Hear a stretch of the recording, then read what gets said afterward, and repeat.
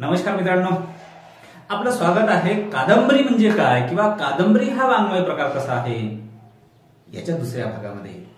मित्रांनो, आपण पहिल्या भागामध्ये पाहिलेलं आहे की कादंबरी कशी असते.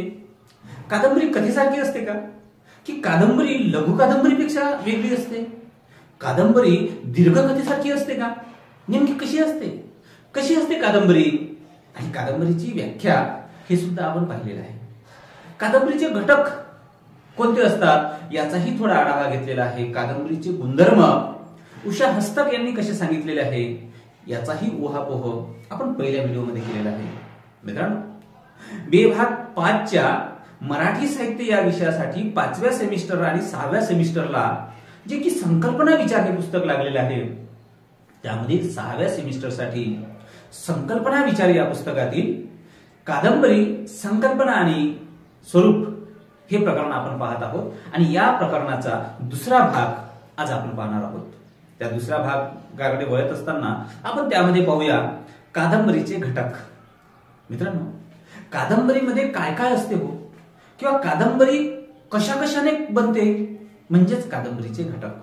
मित्रांनो, कथा असेल किंवा कादंबरी असेल, यामध्ये प्रामुख्याने सर्वात महत्वाचं असते ते म्हणजे कथानक. खरं म्हणजे कथानक नसेल तर, कथानक हा कादंबरीचा आत्मा आहे. माणसाच्या शरीरामध्ये हृदय नसेल तर माणसाचे अस्तित्वच आपल्याला गृहीत धरता येत नाही. हृदयाशिवाय माणसाचा विचारच आपल्याला करता येत नाही. त्या पद्धतीने कादंबरीमध्ये जर कथानक नसेल तर तो विषयच नाही. आणि म्हणून मग कादंबरी मधला कथानक हे कादंबरीचा आत्मा आहे असं म्हटलं जातं.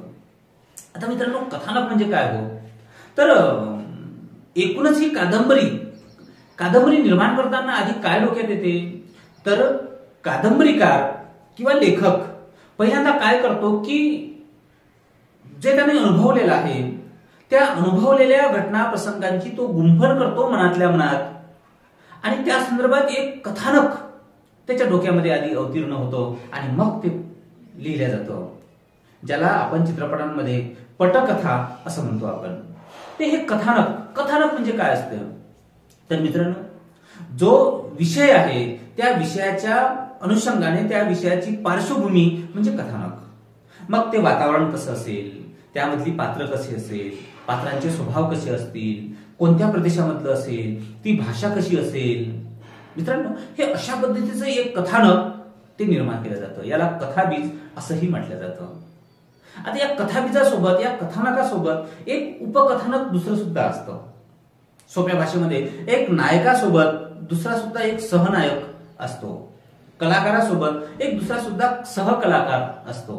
त्याच पद्धतीने कथानक एक मुख्य कथानक, आणि त्या मुख्य कथानकाला सोबत समांतर पद्धतीने चालणारं किंवा त्याला अधिक प्रभावित करणारं, त्याचं आकर्षण वाढवणारं एक उपकथानक असतं. मग ते उपकथानक काय करतं की उपकथानक कथानकाला पुढे पुढे सरकवत नेतं. मित्रांनो, कथानकामध्ये समाज असेल, संस्कृती असेल, समाजातील रीतिरिवाज असेल, समाजातील प्रथा परंपरा असेल, म्हणजेच समाजातील माणसांचे स्वभाव असेल, माणसांचे वेगवेगळ्या पद्धतीचे स्वभाव असेल, या स्वभावातील अत्यंत सूक्ष्मातिसूक्ष्म गुणधर्म लेखक तिथे प्रकट करत असतो, तिथे लिहित असतो. मग ग्रामीण कादंबरी असेल तर ग्रामीण कादंबरीमध्ये ग्रामीण त्याचं वर्णन असेल, ग्रामीण जीवन असेल, ग्रामीण दारिद्र्य असेल, ग्रामीण स्वभाव असेल, ग्रामीण भाषा असेल, ग्रामीण संस्कृती असेल, लोकप्रवाह असेल, लोकसंस्कृती असेल, लोकबीज असेल, लोककथा असेल किंवा लोकपरंपरा असेल, या सगळ्या गोष्टी कथानकामध्ये येत असतील. आणि संस्कृती उदाहरणार्थ तो कथानकाचा एक भाग, आणि नंतर मग त्याच्यामध्ये येणारे पात्रांचे संवाद, त्यानंतर वेशभूषा किंवा ते वातावरण, या सगळ्यांची गुंफण कथानकामध्ये करावी लागते. या सगळ्यांची सरमिसळ किंवा एकजिन्सीपणा जेव्हा होतो तेव्हा ते कथानक छान बनतं. आणि म्हणून मग अशा पद्धतीने कथानक आधी तयार करावं लागतं, त्याला आपण कथाबीज असं म्हणतो. आणि हे कथानक अनेक पात्रांच्या निवेदनाच्या अनुषंगाने पुढे पुढे सरकत जातं. मित्रांनो, त्याची स्टोरी कशी आहे, आपण एखाद्या कादंबरीची अल्पवंशाने विचारत असतो की मला पूर्ण कादंबरी वाचायला वेळ नाही आहे, सांग त्याची स्टोरी कशी आहे. स्टोरी म्हणजे कथानक, जे त्यामध्ये त्या कादंबरीमध्ये एकूण लिहिल्या जाते किंवा कादंबरीचा जो काही आशय असेल तो आशय म्हणजे कथानक. म्हणून कथानकच नसेल तर पात्राला काहीच अर्थ नाही, कथानकच नसेल तर भाषेला काहीच अर्थ नाही, कथानक नसेल वातावरणाला काहीच अर्थ नाही. पहिल्यांदा कथानक आणि हे सगळे घटक मिळून कथानक बनते. त्यामुळे आणि कथानक कसं बनते मित्रांनो, जो माणूस ग्रामीण भागामध्ये आहे, अशिक्षित आहे, म्हणजे शिकलेले माणसंच कादंबरी लिहितात, साहित्य लिहितात हा चुकीचा समज आहे. अशिक्षित माणसं सुद्धा, प्रतिभावान माणसं सुद्धा, अण्णाभाऊ साठे असेल, बहिणाबाई चौधरी असेल, असे अनेक लेखक आहेत, अशिक्षित असून सुद्धा ते कादंबरी कथा लिहितात. मग ज्या ग्रामीण भागातील एखादा कादंबरीकार असेल, तो ग्रामीण भागातील कादंबरीकार विज्ञानावर कथा लिहिणार नाही कदाचित, कारण त्याचा जो परीघ आहे तो ग्रामीण भागामधला आहे, ग्रामीण दारिद्र्य आहे, ग्रामीण जीवन आहे.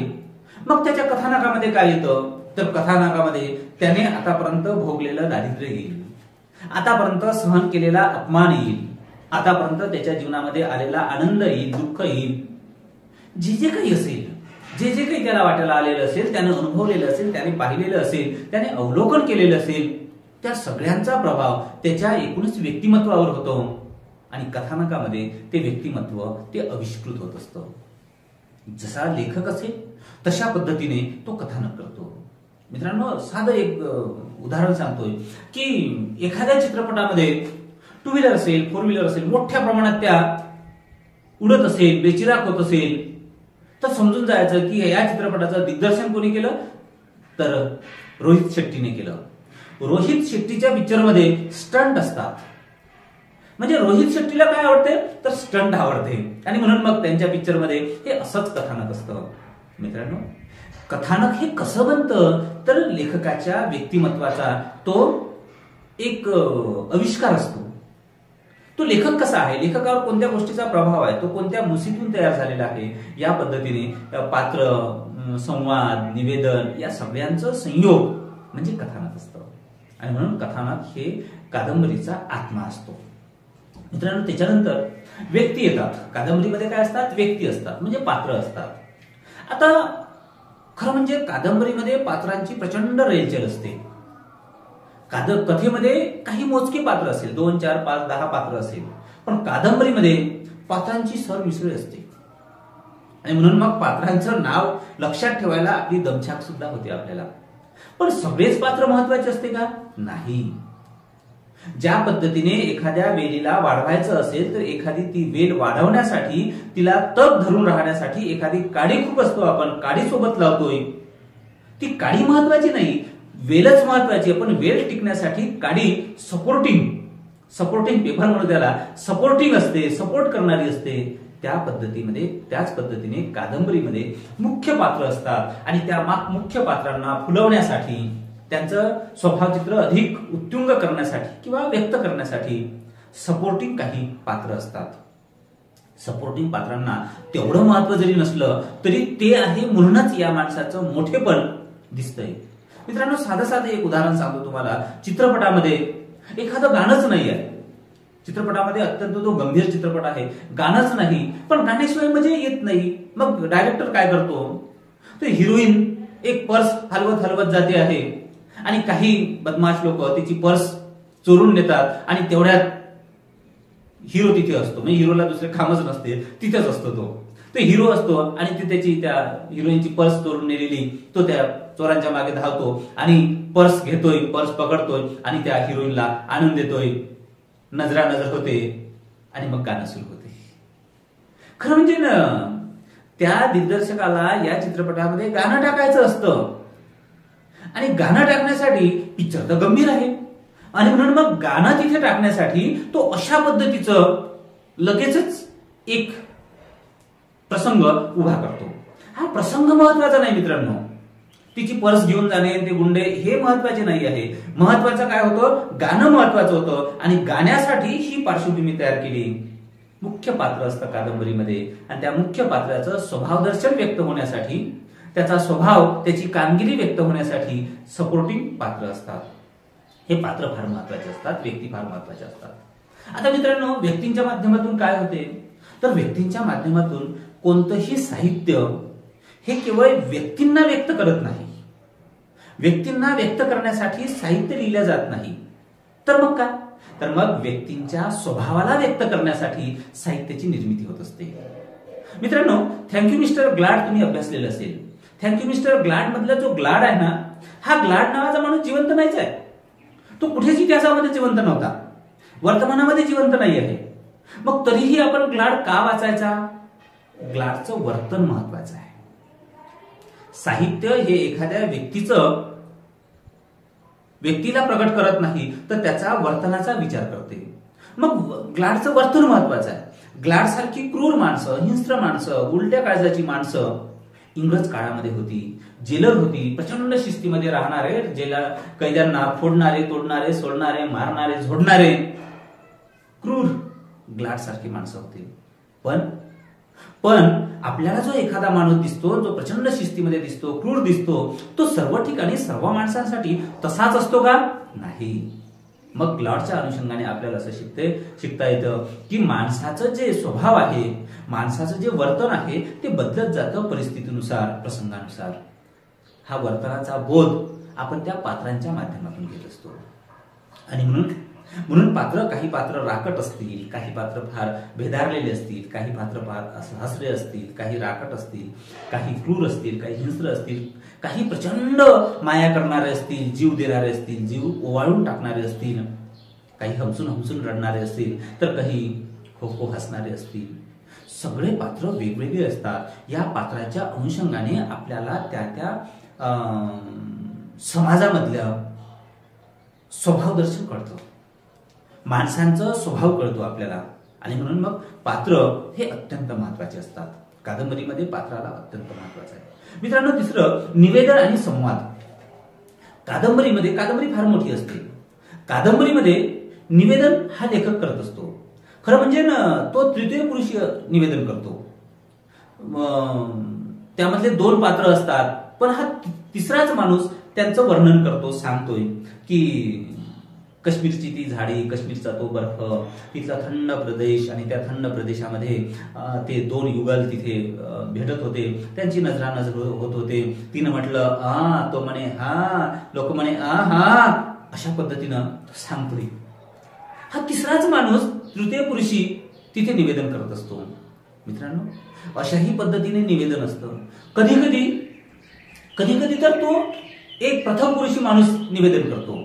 कादंबरीच असते, पण तो प्रथम पुरुषी माणूस निवेदन करतो की मी तिथे गेलोय, अशा पद्धतीचं तो निवेदन करतो. कधी मित्रांनो, पत्रांच्या माध्यमातून निवेदन होतं. कादंबरी ही पत्रात्मक सुद्धा कादंबरी आहे. एक व्यक्ती, क्ष व्यक्ती, ढ व्यक्तीला पत्र लिहितो आणि पत्रामध्येच ती कादंबरी होते. पत्रांच्या माध्यमातून सुद्धा निवेदन होतं. दुसरा मित्रांनो, की या निवेदनातून काय दिसतं? निवेदनातून तो निवेदन करणारा माणूस कोणत्या प्रदेशामधला आहे, त्याची मनोभूमी कशी तयार झालेली आहे, तशा पद्धतीने तो निवेदन करतो, तशा पद्धतीने तो कथानक गुंफत जातो.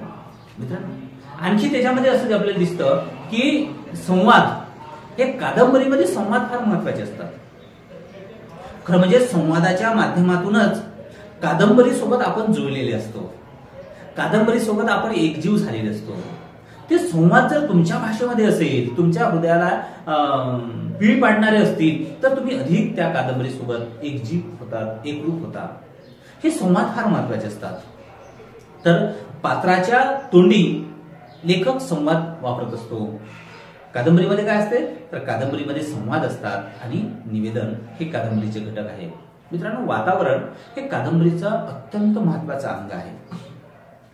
माणसाच्या जीवनाचा अंगच वातावरण हे अत्यंत महत्वाचं आहे.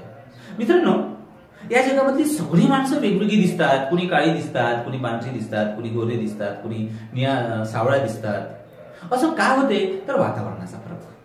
इंग्रज माणसं बोलताना फारसं तोंड फाकवत नाही, पण मराठी माणूस बोलताना पूर्ण तोंड असं, पूर्ण मुख असं उघडं करतो.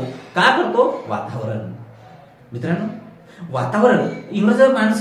इंग्लंडमधले माणसं केव्हाही कोट घालून राहतात, भारतातले माणसं तसे राहत नाही. जेव्हा एखाद्या लग्नामध्ये शहीद व्हायचं असतं नवरदेवाला तेव्हाच ते कोट घालतात. असं का? तर आपण उष्ण कटिबंधामध्ये राहतो, ते मात्र थंड प्रदेशामध्ये राहतात, म्हणून त्यांना थंडी लागते, म्हणून गरम कोट घालतात. अशा पद्धतीचं मित्रांनो वातावरण हे अत्यंत महत्वाचं आहे. हे वातावरण कादंबरीमध्ये येत असतं. मग या वातावरणाचा त्या एकूणच प्रदेशावर, एकूणच कादंबरीवर असर पडत असतो. हे वातावरण कसं असतं? तर वातावरणामध्ये भौगोलिक स्थिती आणि प्रदेश हा महत्वाचा असतो. मग आपल्याला लक्षात येतं की धग कादंबरीमध्ये वऱ्हाडाची स्थिती नोंदवलेली आहे. गारंबीचा बापू असेल तर मग तिकडली मराठवाडा किंवा तिथे पुढे तिथली परिस्थिती त्यांनी टाकलेली आहे. कादंबरीमध्ये मित्रांनो वातावरण कसं आहे, त्या वातावरणाचा स्वभाव, वातावरणाचं भौगोलिक स्थिती आणि भौगोलिक स्थितीनुसार माणसाचं जे वर्तन होत असतं ते वर्तन तसं व्यक्त होते.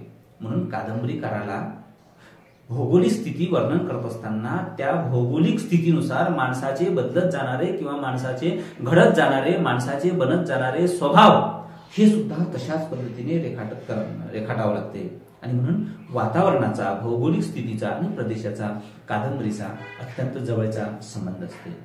मित्रांनो वातावरणामध्येच आणखी कालविशिष्टता हे सुद्धा महत्वाचं आहे की कादंबरी कोणत्या काळामधली आहे.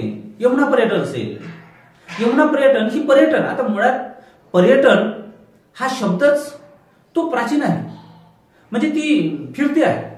आणि त्यामधले जर आपण पाहिलं तर ती त्या ग्रामीण भागामध्ये फिरते आहे, ती आधीच्या काळामध्ये फिरते आहे, ती एक बैलगाडीवरून फिरते आहे, ती पर्यटन करते आहे. आणि मग लक्षात येतं की त्या विद्वांच्या घरामधील स्थिती जी आहे, तो प्रदेश जो आहे तर तो आपल्याला तिथे आपल्याला दिसतोय. आणि मग ती त्या काळाची आहे. 1857 मध्ये जेव्हा ही कादंबरी निर्माण झाली तर 1857च्या आधीचा जो काही भौगोलिक स्थिती असेल किंवा जे काही काळ असेल तो काळ त्यामधून व्यतीत होतो, प्रतीत होतो. मग शिवाजीची एखादी कादंबरी असेल, छावा असेल, पानिपत असेल किंवा धग असेल, हे या सगळ्या कादंबरीमधून त्या त्या विशिष्ट काळामधलं ऐतिहासिक पार्श्वभूमी असलेलं किंवा तो काळ त्यामधून प्रतीत होत असतो. आणि म्हणून मग त्या काळाचे संदर्भ त्या कादंबरीमध्ये दडलेले असतात, एका विशिष्ट काळाचं प्रतिनिधित्व. आणि म्हणून मग कादंबरी म्हणजे काय, तर कादंबरी जरी पूर्ण खरी नसली तरी तो ऐतिहासिक ठेवा म्हणता येणार नाही, ऐतिहासिक दस्तऐवज म्हणता येणार नाही, पण ऐतिहासिकचे थोडे लवलेश, थोडे संदर्भ सुद्धा आपल्याला तिथे मिळतात. मग आपल्याला मित्रांनो आपण असं म्हटलेलं आहे की या लीळाचरित्रामध्ये किंवा स्मृतीस्थळामध्ये कादंबरीचे काही बीज होते. मग 12व्या शतकामधली आपली मराठी भाषा कशी होती, 12व्या शतकामधलं समाज जीवन कसं होतं, 12व्या शतकामधलं भौगोलिक स्थिती कशी होती, 12व्या शतकामधलं सांस्कृतिक जीवन कसं होतं, राजकीय जीवन कसं होतं, आर्थिक जीवन कसं होतं, हे कुठून आपल्याला पाहायला मिळते, लीळाचरित्रामधून पाहायला मिळते, दृष्टांत पाठामधून पाहायला मिळते. आणि आपण जसं म्हटलं की कादंबरीचे काही बीज त्या ग्रंथामध्ये होते.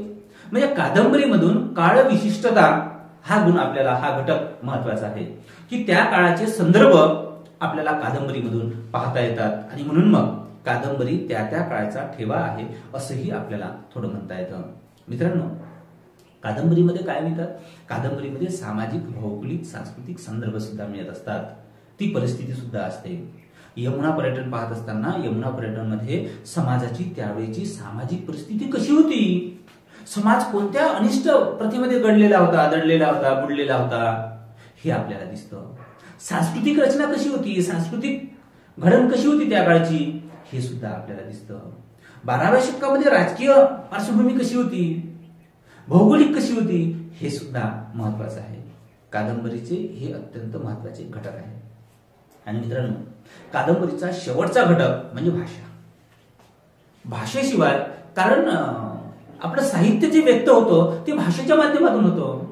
आपली जी कला आहे ती साहित्य कला, ही शब्दकला आहे, शब्दांच्या माध्यमातून व्यक्त होणारी कला म्हणजे शब्दकला आहे. आणि म्हणून मग कादंबरीमध्ये भाषा फार महत्वाची आहे, कारण भाषेच्या माध्यमातून आपण कादंबरीतील पात्र, कथानक आणि एकूणच परिसर त्याच्यासोबत जोडला जातो. मग ही भाषा कशी आहे, तर मित्रांनो ही भाषा अत्यंत महत्वाची आहे. आता ही भाषा कशी ठरत असते, तर मित्रांनो लेखक ज्या प्रदेशामध्ये वाढलेला आहे, ज्या परिस्थितीमध्ये तो वाढलेला आहे, जे त्याने अनुभव घेतलेले आहे, ज्या सांस्कृतिक वातावरणामध्ये तो वाढलेला आहे, ज्या भाषिक वातावरणामध्ये तो वाढलेला आहे, ज्या भाषेचा त्याच्यावर प्रभाव आहे, तीच भाषा घेऊन तो साहित्य निर्माण करत असतो. मग उद्धव शेळके असेल, वराडामध्ये असल्यामुळे वराडाची भाषा घेऊन आले आहे. हे सगळं प्रकार. आणि म्हणून मग भाषा ही माणसाला, दोन माणसाला, वाचक आणि लेखकाला एक कनेक्ट करणारं महत्वाचं साधन आहे. भाषा हे साहित्याचं किंवा कादंबरीचं अत्यंत महत्वाचा घटक आहे. ठीक आहे मित्रांनो, आपण आज कादंबरीचे घटक बघितलेले आहे. कथानक अत्यंत महत्वाचं आहे, त्यामधील पात्र ते महत्वाचे असतात. निवेदन आणि संवाद हे सुद्धा महत्वाचा घटक आहे. त्यानंतर वातावरण आणि भाषा, अशा पद्धतीने कादंबरीचे घटक आपल्याला पाहता आले. कादंबरीचे घटक निश्चितच परीक्षेमध्ये तुम्हाला यश देऊन जाईल. धन्यवाद.